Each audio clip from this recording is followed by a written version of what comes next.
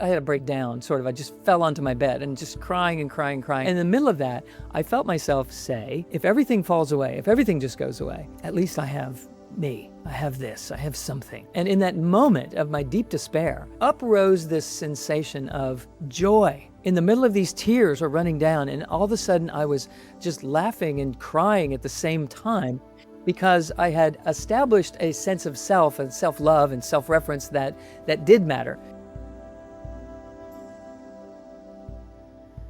Hello, everyone, and welcome back to the Art of Awakening podcast. Again, of course, I'm your host, Dr. Sue Morter, and I'm going to jump right into it today because we have a very special guest joining us, Marianne Williamson, whom I know you've all heard about, and many of you know her work deeply and well. And I'm still going to just go through this because I love just touting all of her accolades and all that she is to the world. So for over 4 decades, she has been a renowned speaker and a best-selling author. She has masterfully explored profound, mystical, and metaphysical teachings of history's most revered religious and spiritual figures. And she's done so much more than that as well. She's taken the #1 spot on the New York Times bestsellers list 4 times, and she is author of 16 books, including, which you probably first heard of her around A Return to Love.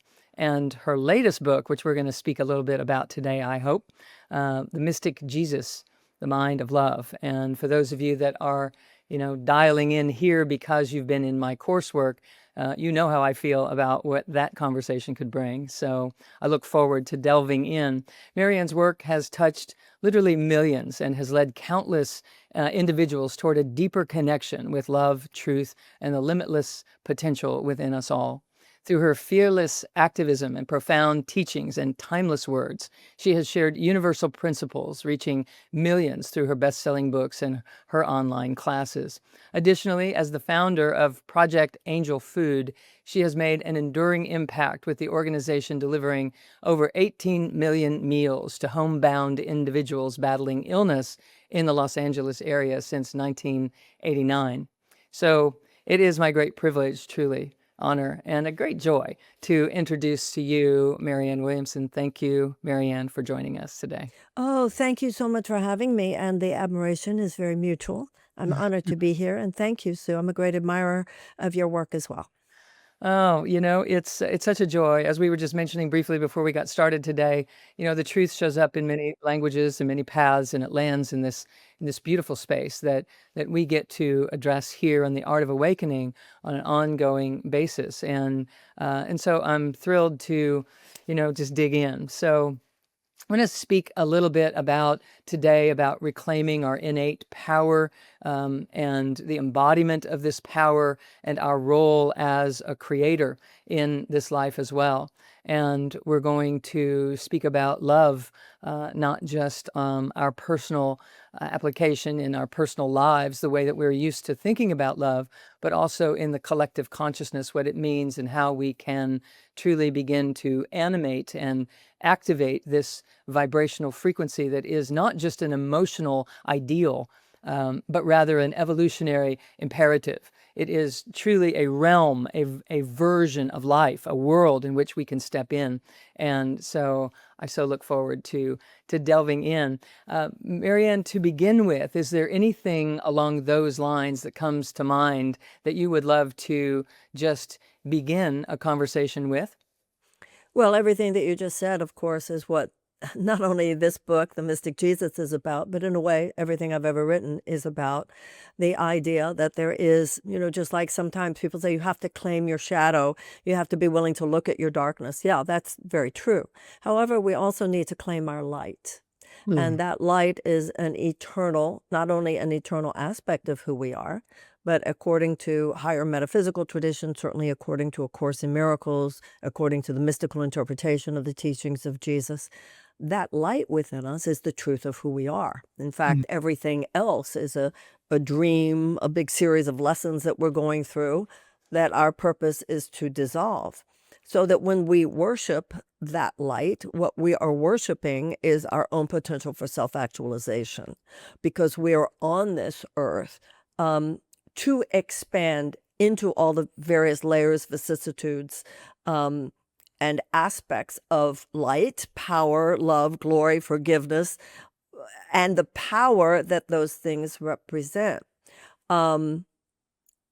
As you were saying, we are beginning to have a greater and greater understanding, I think, within the higher consciousness community also, Sue. I think that there has been, over the last few decades, a lot of this conversation has been in many ways contextualized within a reference to self that I think is dropping away.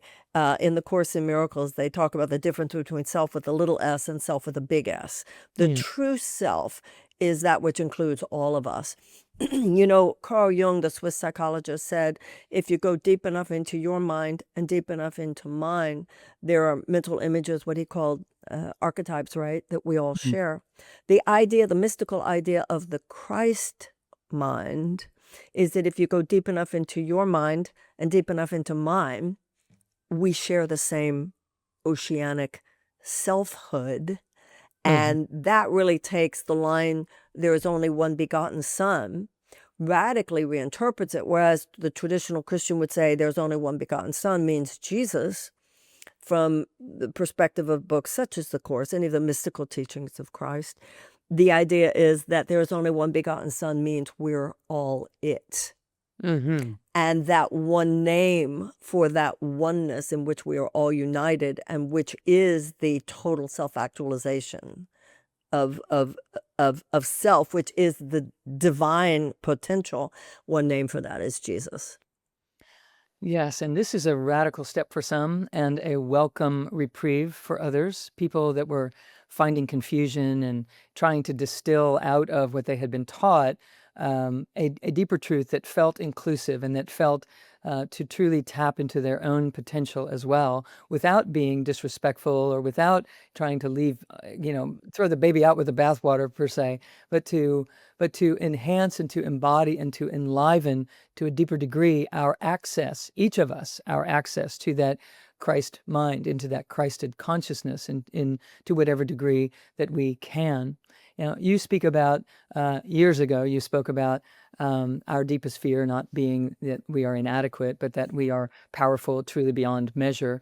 This is one of the first things that I read years ago. I remember walking into my office from seeing clients, seeing patients, and sitting down at my desk for a moment. I had your book, A Return to Love, on the desk, and I opened it up, and this was one of the statements, of course, that I was turned on to in those moments. And I remember thinking, this woman knows what it is that I know. This is it. And we have to bring this up and articulate this for people. People's fear of being able to embrace such exalted ideas based upon beliefs that they've developed, that it was not accessible and that it was antithetical to the trainings and teachings that they had been exposed to in their church, find it difficult to allow for, yes, I can embrace the fact that I'm a good person, the fact that I have light streaming through me, but can I allow myself to truly offer permission, receive permission to be accessing that Christed consciousness? So what can you share with people about dropping into the embodiment of such a dilemma that they find themselves in, wanting to revere, and at the same time wanting to evolve and to awaken to the degrees that we are truly capable of? Well, there are two issues here. One of them has to do with false humility, and the other one has to do with the mindset that has dominated the planet for ages, probably, as the Course in Miracles would indicate, millions of years as we know it. The Course in Miracles says that the thinking of the world is 180 degrees away from the thinking of God. So we have humility and arrogance completely upside down. And we think it's humble and good and modest to say, well, who am I to, as in that quote, who am I to be talented? Who am I to be gorgeous? Who am I? That somehow that is considered arrogant. And I think you and I would probably agree that this is even more of a psychological issue for women, right? Yes. To claim it like, who am I to have an opinion? I have an opinion, right? Yeah. The truth is that you're not taking personal credit for the fact that you simply have within you the unlimited power of God. So you come to realize that it is humble to recognize that the unlimited power of God, of love is within you. You're not taking personal credit for it. You didn't create it. It is God who is within you. And then the Course in Miracles says, what would be arrogant is to assume any less. Because if you are not all powerful love within you, then you are actually arrogantly assuming you must be something other than what God created, given that God only creates more of himself. That's Mhm. the first issue. The second issue is that the Course in Miracles tells us that we have been taught a false belief about ourselves. And that's what the ego is, that I am only my body, I am only my resume, I'm only other people's opinion of me, I'm only my successes and my failures. We have a very narrow, small-minded sense of identification. Now, this is really intense here. The Course in Miracles says that belief, it has no reality other than your belief. But even on the level of it being your belief, it seeks to preserve itself. So if you assume I'm all of it, the ego mind says, no, no, don't go there. You'll die if you go there, because the ego will die if you go there.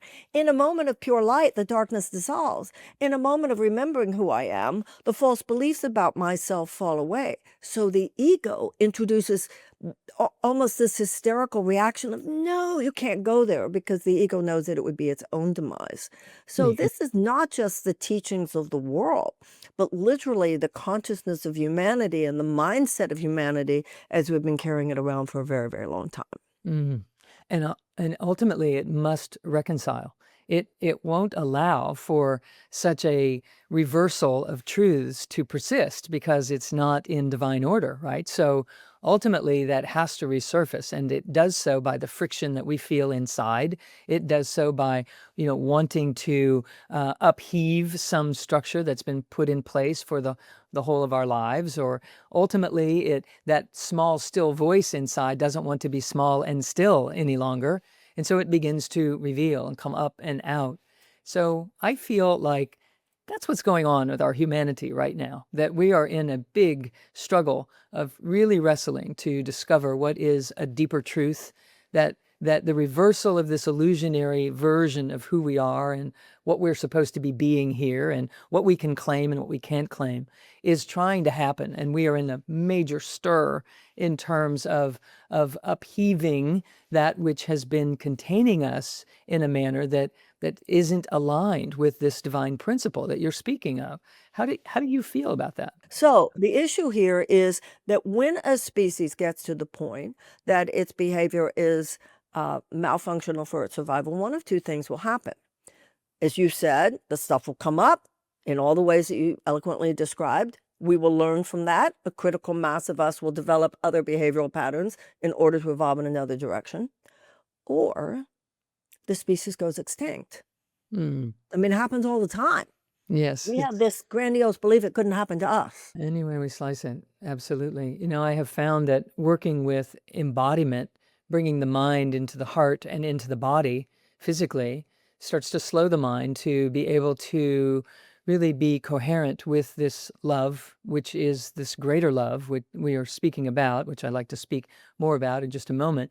But that by bringing the mind down into these alpha frequencies that allow love to be more pronounced, love to be more regarded as a true intangible realm in which we can function, that bringing our attention then into the body helps people be able to be stabilized in such a manner that they can make lucid decisions that are based on more of a unity consciousness, more of a not survival orientation, but from a fluid standpoint of what is good for all of us, what serves the whole in terms of the turning of the species' attention toward something greater than survival and what we've been so focused on in our evolution thus far.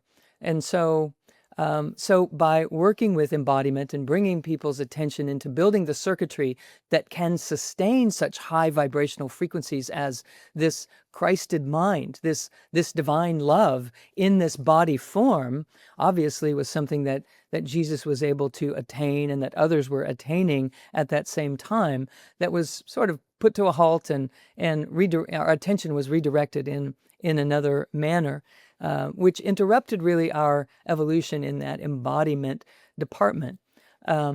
So when I'm speaking with people and working with them on getting them into building the neurocircuitry and building the electromagnetic energetic circuitry in their physiology to be able to sustain a greater vibration of love, I find it's helpful if we can describe what we mean about this terrain, this realm of love that is not a sentiment, but that is in fact an entire reality.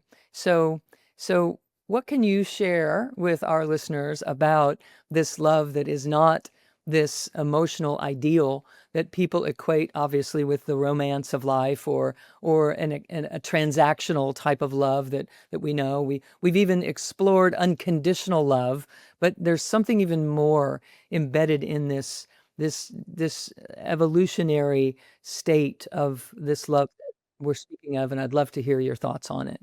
Well, a couple of things. First of all, I heard Jim Doty, who I'm sure you know, Mm. talk about how scientists have discovered a highway, as it were, between the brain and the heart.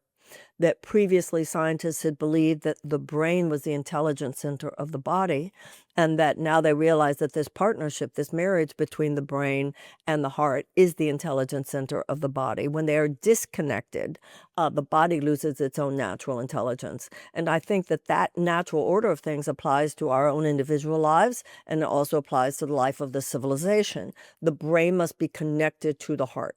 So then the question is, what does that mean? Does it mean it's not a Hallmark card, as you said? It's not just romantic love. It's a larger consciousness and sense of purpose.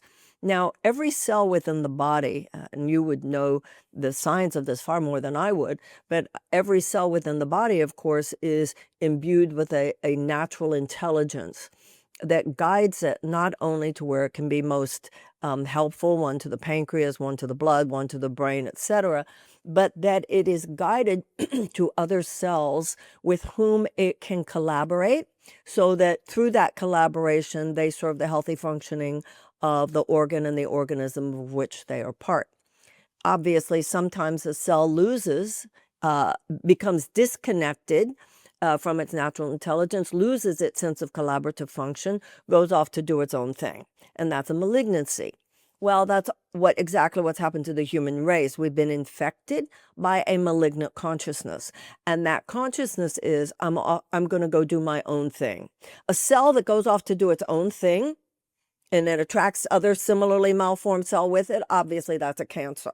So at this point, what is that love? That love is, I have a purpose here. I'm not just hanging out in the body, Mm. right? I'm not just hanging out in civilization. I have a purpose here, and that is to support the healthy functioning of the arts, of healing, of business, of science, of politics, whatever. And that as I head over to where I belong, where I can be of best use, I'm going to be connected with other cells, i.e. other people, in collaboration with whom this is not just for me to get what I want. This is that I might, in collaboration with the other cells, i.e. the other people, serve the healthy functioning of the society and of the species. So that's what that love is. It's a sense of purpose, that I'm not just here to hang out by myself, that I'm here to be of service. You know, in the Course in Miracles, there's it says that every morning you wake up, where would you have me go? What would you have me do? What would you have me say? And to whom? Then you, for instance, you and me doing this podcast, okay? There's old think and there's new think. What's old think? Old think is, oh, I hope being on this podcast does something for me. What's new think? Wow, Sue and Marianne together can do together more than we can do by ourselves, and have an exponential and increased contribution and service, because we align our thoughts, because Mhm. the thoughts together and the collaboration. And that sense of purpose, that is, and a sense thereof that None of this is random. A random cell in the body is a danger. That's a cancer cell, just hanging out.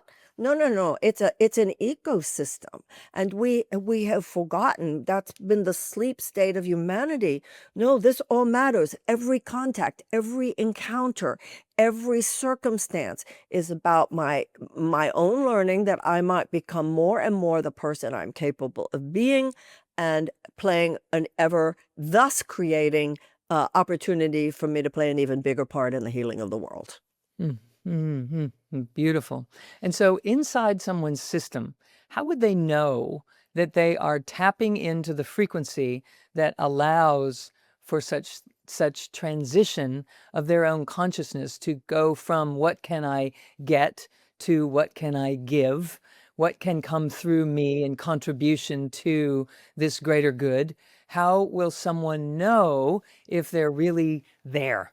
Am I loving in the right way? Am I loving big Yeah, enough? Am I loving deeply enough? What yeah. can they know? Two things. The Course in Miracles says you know that you know if you are at peace. And also the Course in Miracles says the purpose of your life is to be happy. So I'll tell you something that happened in my own life. One day recently, I woke up, I was feeling depressed. I've been through a lot in the last few years. I've had to really, it's been a spiritual challenge, staying up when circumstances would pull you down. Some other circumstance happened, and I could feel myself going down. And it was pretty bad, and I couldn't, I was really feeling that spiral start. First thing I did was I prayed. And then, Sue, within about 30 minutes, I was scrolling on my phone. Some video popped up that was just the perfect meditation. I don't know what it was. It seemed it might have been more traditional religion, even though there wasn't any specific words or art that said that, but it came through they sounded biblical. God has plans for you, all that. And I just allowed myself to drink it in, right? Right. So that was the first thing that happened. 5 minutes later, a girlfriend called. And I knew what she's calling about, to talk about her boyfriend, blah, blah, blah. And my first thought is, I really can't be here to talk to her about her boyfriend today. And then I realized, no, this is exactly what you need to do. You need to get out of yourself.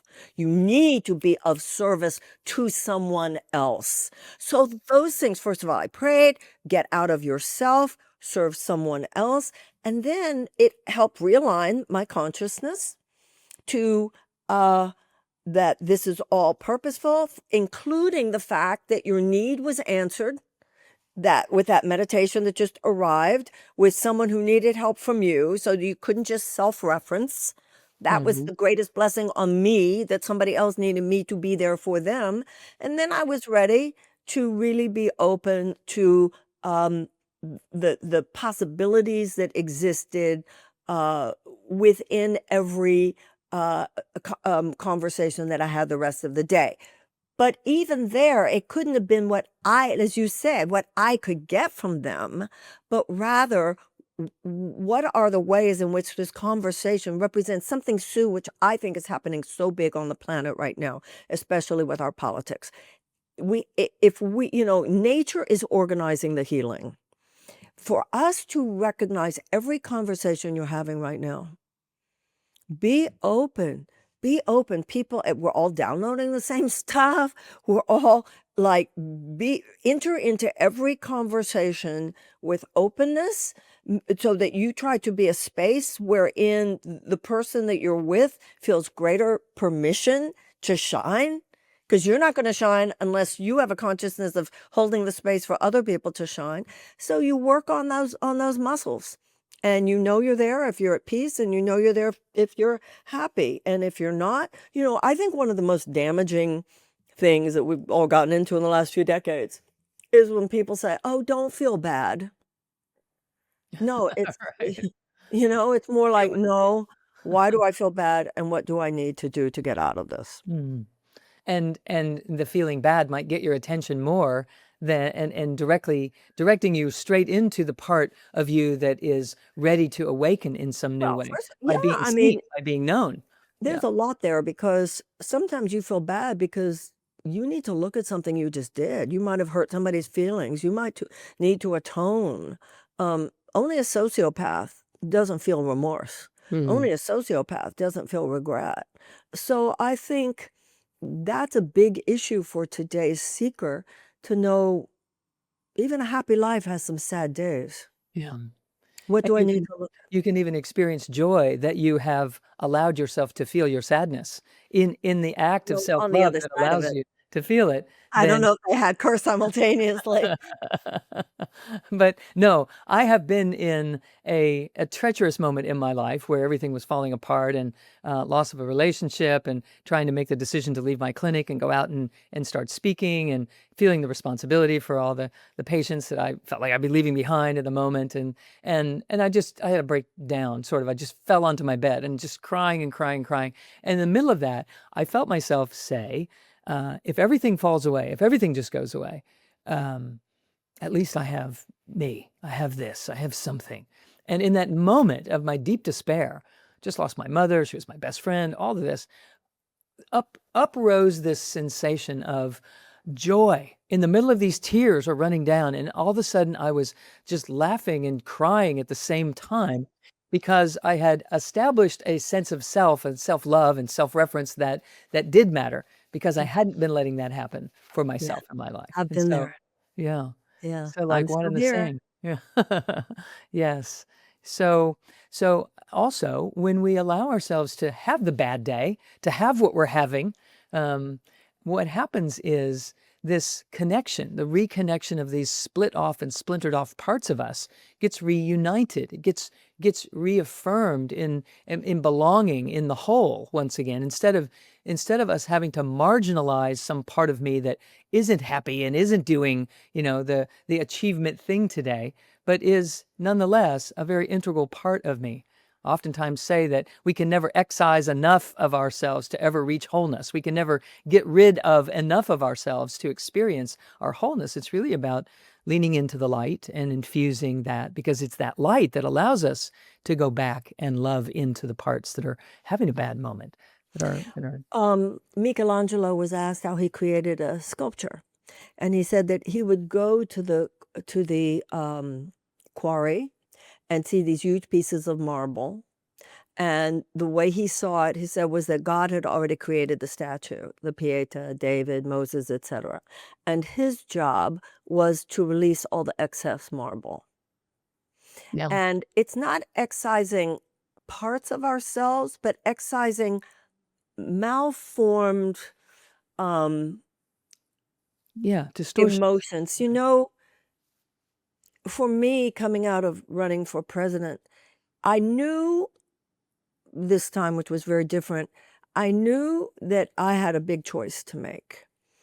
And that if I didn't do my inner work, I would become a bitter, angry, pathetic old woman. And so the work is to say, the part of me that feels victimized, the part of me that feels wronged, the part of me to work through that. Mm. So it's not about releasing parts of ourselves, but it is about releasing, once again, the ego poses as you, but it's not Mhm. really you. It The is. Marianne who feels victimized is not the real Marianne. It's a malformation that comes from my spiritual misunderstanding of a situation. Mhm. Yeah. The distortions that we've created. We want to The disentangle distortion's a them. great way to put it, isn't it? Disentangle them, unpack them, and allow that energy to be used more constructively for something that truly is uplifting and supportive, sort of an ashes to ashes kind of thing. Let's burn it down and start over again, in these ways.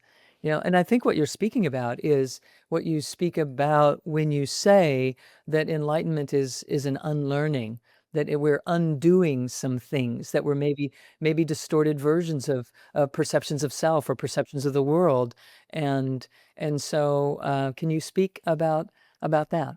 Well, it's what you just said. It's in the Course in Miracles says enlightenment is an unlearning. It is not about the Course in Miracles says you're like a person in a very bright room, and you are holding your fingers in front of your eyes, complaining that it's dark in here. You take your fingers in front of your eyes Right. to be able to point to any aspect of self that, as you said, is a distortion.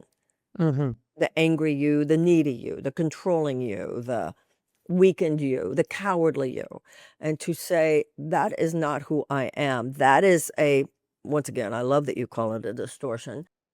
So glad that we're making that distinction for everyone.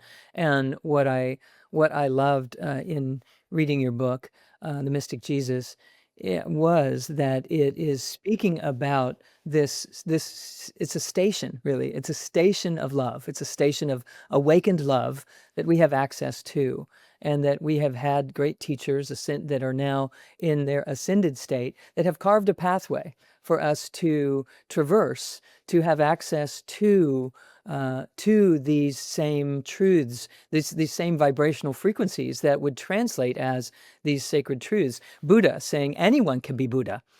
Jesus saying you can do all this and more. Greater It's works than I. obviously an invitation, right? It is an invitation for us. And here we are 2,000 years plus later, still considering what in the world that invitation could mean. And what you're speaking into is that, and what I am speaking into in the world as well, is that let's accept the invitation and start embodying and start working with this on an ongoing basis, so that Well, these streams can flow through our lives too. every moment is an invitation to expand into what we're capable of, and a challenge not to fall back into the ego default positions that we're used to. So Mm. every situation represents something that's coming back around again.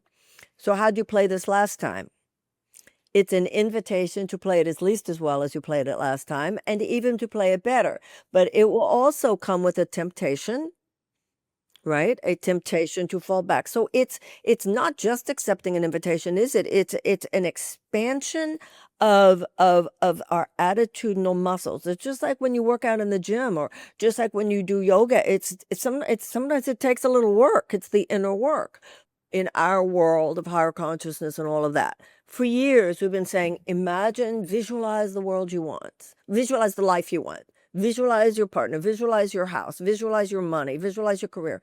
We need to start expanding that. Visualize a world without war. Hmm. Visualize a planet that has been completely healed. Visualize a world in which no one is sick. Now, so it's not just I'm going to visualize my body filled with light, visualize in which the species. So I think that so many of the tools, the principles that we've all been working on for a long time. Now, okay, it's just like when a baby learns to walk. Can you go a little further here with me? Can you go a little further here? And so, yeah, it's an invitation and it's a challenge. And I think that one of the things I felt about in our, higher consciousness world is I think that we have, going back to what you and I were saying before, you have to claim your darkness, understand it, let it come up, detox, but you also have to claim your light. And Hmm. I think that at a certain point, we've gotten too used to asking each other, are you okay? Mm. And we need to more. What incredible thing are you doing today, and how can I help you?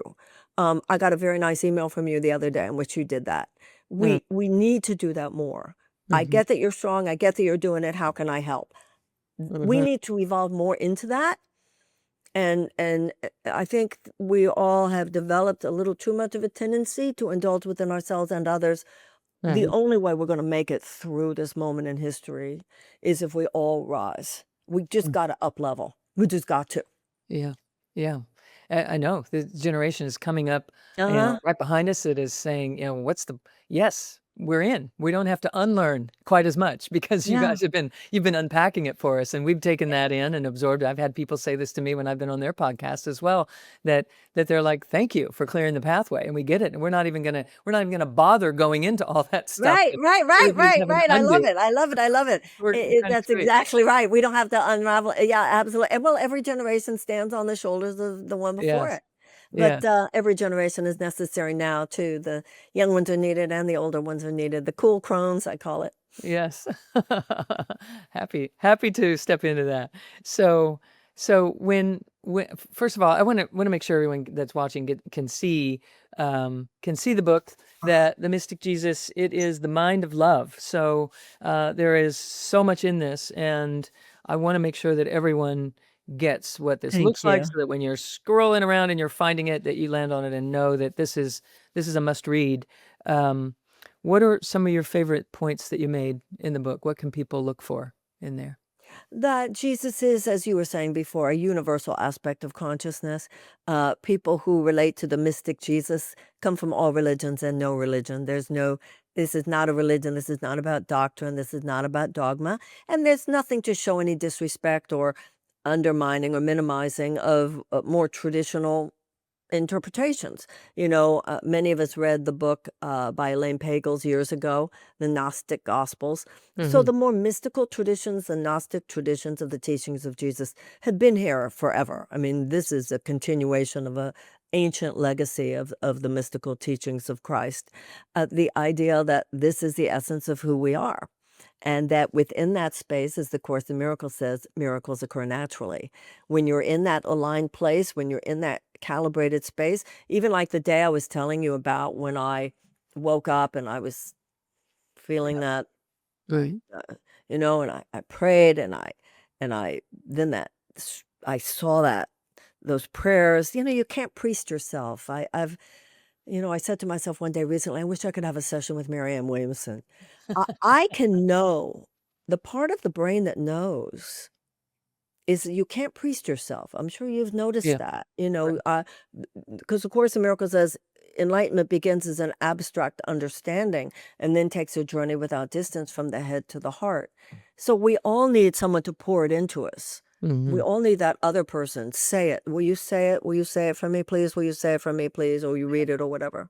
Yeah. And then when I had the conversation with my friend and so forth, my point is all of the other conversations and encounters and circumstances that I had throughout the day, had I not done that conscious interruption Mm. of the pattern, they would have been different conversations Mhm.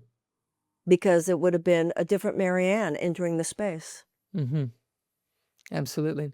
Different reactions, interactions, different ideas occur to us where solutions look different. Different synapses. Mhm, mhm. We're firing on a different set of circuits altogether, which is why we can't priest ourselves, because most of the things that we're here to untangle, to disentangle, we set in motion before we were pre-verbal, pre-mobile, as in our developmental years, before age 5, before age 10 for sure, that we weren't conscious when we were developing the reactive interactions. And so our conscious mind can't do the work to an unconscious pattern that was established before we had the lucid awareness that is now running on the problem, right? And we So all have our blind spots until we yeah, don't, you yeah. know?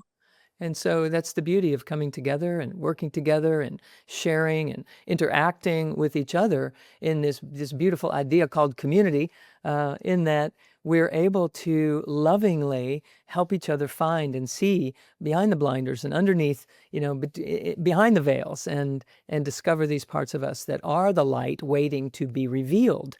It's just a matter of, developing the circuitry to do I it. think once it is revealed, the idea that is so profound about books like The Course in Miracles, The Mystic Christ, and so forth, is the idea that there's somewhere you can put it. I place this into the hands of God. I place this into the hands of the Holy Spirit. I place this into the hands of Jesus, that it might be lifted up. The Course in Miracles says the altar to God is in your mind. That which you place on the altar is then altered. So, dear God, this relationship, this circumstance, I put it on the altar to you. That means lift up my perceptions to forgiveness of myself and others, to my capacity to let go the past and to live only in the present, to my capacity to be different now, whatever it is. So the idea that you say, dear God, I give this to you. My yoke is easy, my burden is light, right? He says, give it to me and I'll lift it up for you. Mm. Um, Yeah. So beautiful. So beautiful. Now, I know that we are like almost finished on the amount of time, but I just have to squeeze this last question in. You speak so beautifully about spirituality and the Course in Miracles and everything that is so articulate. And you've been such a powerhouse in the world of activism and trying to make a difference in the outer world. And that's, perceived by so many to be, two different worlds, two different energies. I see it as full spectrum, and that you are living the full keyboard. Thank And you. I would just love to have some words of wisdom from you to allow people to recognize that they too can be a bridge to these diverse energies, that they don't have to just be a spiritualist, or they don't just have to be out there trying to make something change and happen in the world, that one can't happen without the other. They both serve more when the other end of the keyboard is involved. Anything that you can share with people about We there? are multidimensional beings. Yeah. We're in the middle of an all systems breakdown and we need an all systems response. You know, when I was in college, we would read Ram Dass Mm. and Alan Watts in the morning Uh-huh. and then go to Vietnam anti war protests in the afternoon. Nobody told you in those days to pick a lane. It was counterculture, it was spiritual change, political change, sexual change, musical change. Nobody had this idea that, no, you have to pick one or the other. That's kind of nuts. That's not what people are. We are Right. multidimensional beings. Now, Gandhi said politics should be sacred. And that's what my books, Healing the Soul of America and Politics of Love, are about. That the same questions that you ask about your own behavior. Is this good? Is it righteous? Does it serve love? Is it ethical? Is it compassionate?